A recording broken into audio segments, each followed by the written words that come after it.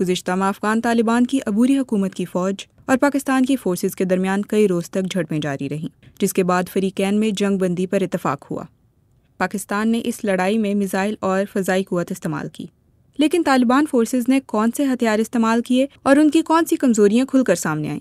ایک طالبان کمانڈر جنہوں نے پاکستان کے خلاف لڑائی میں حصہ لیا نے اپنا نام ظاہر نہ کرنے کی شرط پر بتایا کہ طالبان کی افواج نے زیادہ تر گوریلا حکمت عملی پر توجہ مرکوز کی، جس میں ہمارے پاس کافی تجربہ ہے، حالانکہ ضرورت پڑنے پر باقاعدہ فوجی یونٹوں کو بھی کبھی کبھار استعمال کیا جاتا تھا۔ گوریلا حکمت عملی میں گھات لگا کر سرپرائز حملوں کے ذریعے حریف کی اضافی نفری کی آمد میں تاخیر پیدا کی جاتی ہے۔ پاکستانی فوجی ماہر عامر رانا کا کہنا ہے کہ طالبان ابھی تک گوریلا گروپ کو معیاری فوج میں تبدیل نہیں کر سکے اور اس لیے وہ اپنے پرانے گوریلا حربے استعمال کرتے رہتے ہیں۔ افغان طالبان حکومت کے کمانڈروں کا کہنا ہے کہ گوریلا حکمت عملی کے علاوہ انہوں نے قبائلی علاقوں میں مقامی انٹیلیجنس ذرائع سے بھی فائدہ اٹھایا ہے۔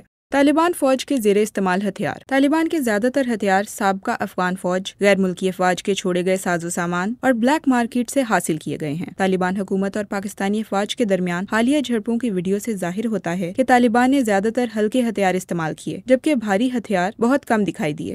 طالبان کی کمزوری، فضائی طاقت اور ڈرونز کا استعمال۔ اس جنگ میں پاکستانی برتری کا ایک پہلو ملک کی فضائیہ اور جدید لڑاکا طیارے ہیں، جبکہ طالبان حکومت کے پاس اس کا مقابلہ کرنے کے لیے طاقتور فضائیہ نہیں ہے۔ طالبان کی حکومت نے سابقہ وزارت دفاع کے متعدد ہیلی کاپٹروں کی مرمت کر کے انہیں فعال کیا ہے اور متعدد پائلٹوں کو تربیت بھی دی ہے، لیکن ایسا لگتا ہے کہ انہیں پاکستانی فضائیہ کے خلاف استعمال نہیں کیا گیا۔ افغانستان کی وزارت داخلہ کے ایک سابق اہلکار اور سیکیورٹی امور کے ماہر بسم اللہ تبان کے مطابق امریکہ نے اپنی موجودگی کے آخری سالوں میں افغان فضائیہ کو مکمل طور پر لیس نہیں کیا اور اس کے کئی فضائی ہتھیاروں کے ذخیرے کو بھی تباہ کر دیا۔